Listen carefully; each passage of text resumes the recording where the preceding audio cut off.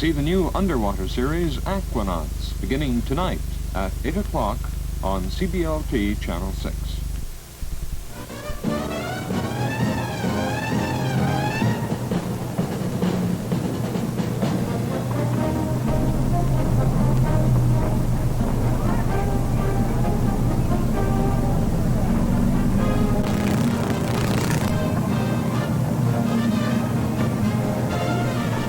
Saturday night, October 1st, the world premiere of a great musical play destined for Broadway success, and the opening of one of the world's finest theaters.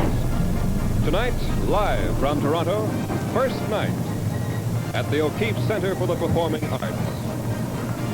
Your hosts, Fred Davis, John O'Leary, and Rex Loring.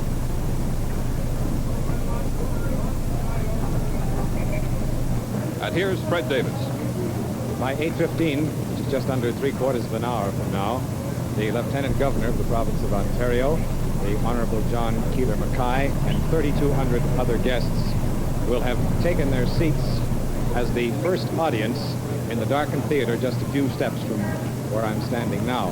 And if prominence and achievement and even wealth are any criteria, this is certainly going to be some audience.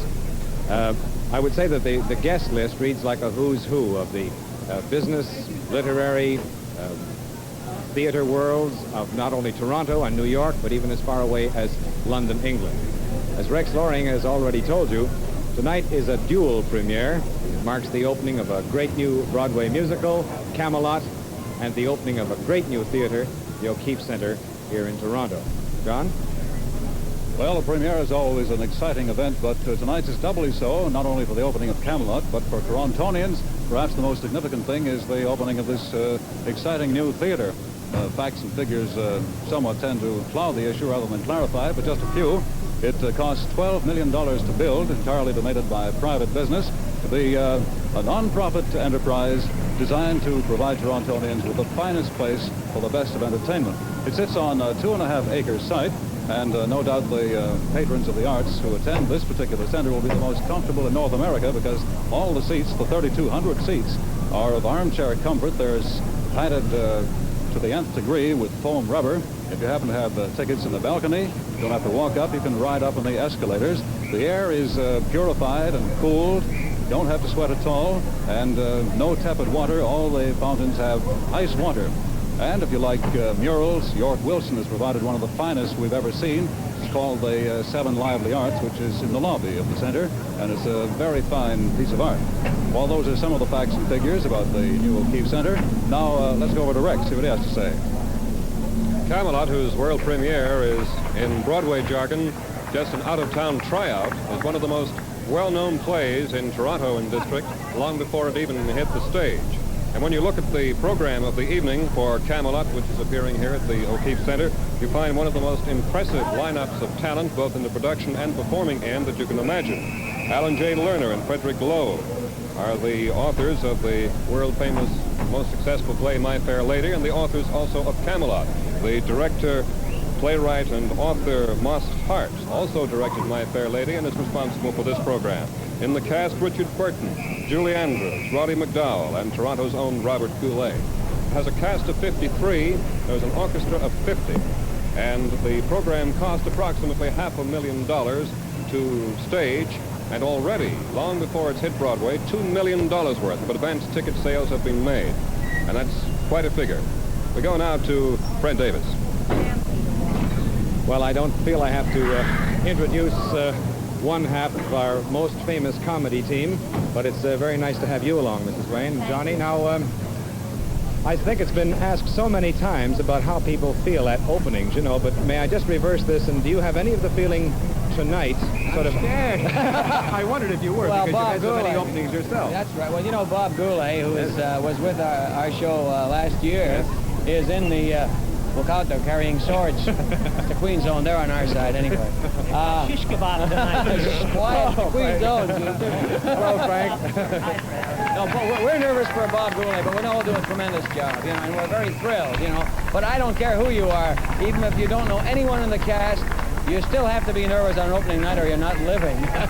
you recall the moment your first appearance on the Sullivan Show? Were you going through any particular kind of torment? Oh, no, I was just gibbering with fright, that's all. Well, thank you very much for stopping in front of our cameras. Have you met my elderly partner over there? I just wanted to say hello to beautiful young one him. is Nice here. to This see you, is my Mrs. elderly Lane. one. Hi. Fred, I'd like you to meet Ruth. This is my wife. How do you do, Ruth? How do Very you nice to do? meet you. Very nice I've to just meet been you. asking your cohort Yeah. if the kind of feeling that we imagine must be happening backstage in the cast resembles the kind of feeling you fellas have when you open on the Sullivan Show. I imagine it's the same sort of thing. We just sent Bob Goulet a wire, as a matter of fact, and we wrote, how come we haven't heard from you? You know how nervous we get before a show. You know. Do you remember how almost all of Canada, and certainly the people who knew you and have worked with you, were more worried about your opening on an American network than you two were yourself? Is that correct? Yes, I think maybe it's because we're stupid, you know, and we don't know any better. We felt fairly happy going How does the on. wife feel in moments of stress like this? Do you sort of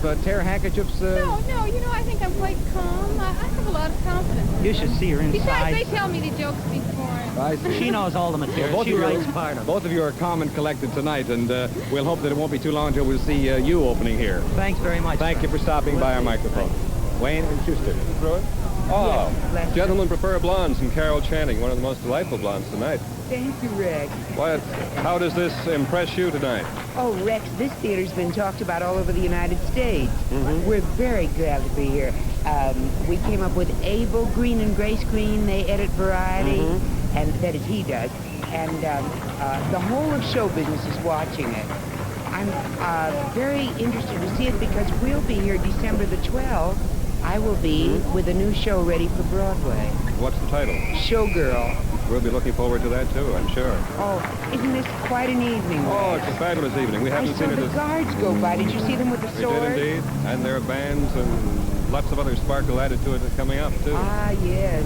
The Greens writing for Variety probably won't write any comment on this until it actually hits Broadway, I imagine. They say they will. They'll have to. It's too important. Everybody's watching it, and the whole world wants to know what is the theater like, and the acoustics with the screens that change according to who's on stage, and to fix the... This is the kind of theater should have been built a long time ago. You're That's looking what forward we to appearing feel. on it. But they won't review the show because it isn't fair. It's only... Right. It's the first tryout. But my husband's here, Charlie Lowe, and he's producing Showgirl, so we'll all be back again. And Dick Maney down there. And that's Grace Green right there. Hi, Grace. How are you? You're looking forward to the show? Exploring Grace. And thank you. This is Variety. Absolutely. Yes, the trade paper of show business. Thank you for talking to us. That's my husband there, Charlie Lowe. Very happy to introduce Mr. and Mrs. Charles Templeton, although I'll have to amend that because Sylvia Murphy is a star and a celebrity in her own right. Thank you, Fred. Very nice to have you here tonight. I imagine you, I can see the jubilation and enthusiasm sparkling forth from both of you. Well, we're very much looking forward to this evening. Sylvia, I was thinking earlier, in view of the printed comments of Julie Andrews, where I have read that she thinks more of a family than a career, although her career is in high gear. There is a parallel here because don't you... Definitely.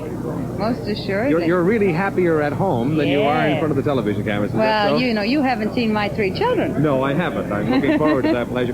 Chuck, I understand congratulations are in order. I know you've now taken over one of the greatest newspapers in the world. What is your official position at the Star now? Executive news editor of the Star. That must be a very responsible position. Well, let's say it's a very worrisome position. It's also horrible to get up in the morning at 6 o'clock and be at work at 7. That's the thing. I see. 6 o'clock in the morning. We're very happy, those of you who work with you in television, to know that you're bringing such dignity and intelligence to the profession. I wasn't aware that I was bringing it, but I'm sure Of course my you are. employers are. Have you been looking into the crystal ball as far as tonight's performance is concerned? What are you each looking for? Sylvia? I'm just looking for an enjoyable evening. Ah. You're not sharing any of the backstage torments that must be happening at the moment? No, I've had a few of my own, and I'll let them have theirs, and I'll have mine, and I'm just going to enjoy the evening. I see. How about you, Chuck? Well, I'm interested to see what happens to a show on a tryout when they're apparently going to run 40 minutes longer than they will ultimately, and see what happens, and then ultimately see it and see what changes were made. All right. That'd be fascinating to kind of Fair look in enough. behind it. I think we'll all do that. Thank you so much for stopping by our cameras. Good night, Fred. Chuck Templeton, Sylvia Murphy.